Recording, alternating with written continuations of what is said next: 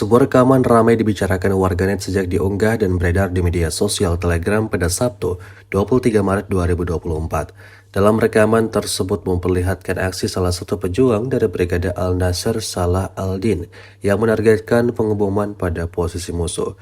Dituliskan dalam keterangan unggahan, mereka melakukan pengeboman terhadap kumpulan kendaraan pendudukan dan tentara Israel di sebelah barat kota Gaza dengan mortir.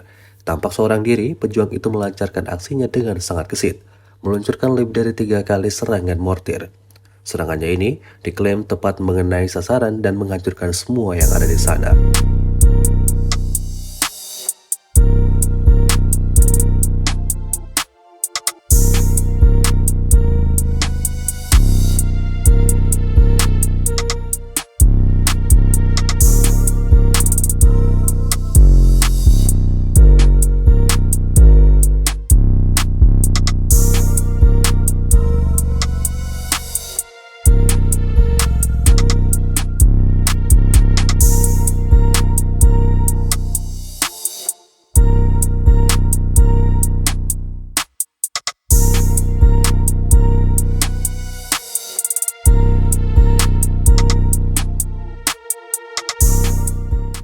Download Tribun X sekarang, menghadirkan lokal menjadi Indonesia.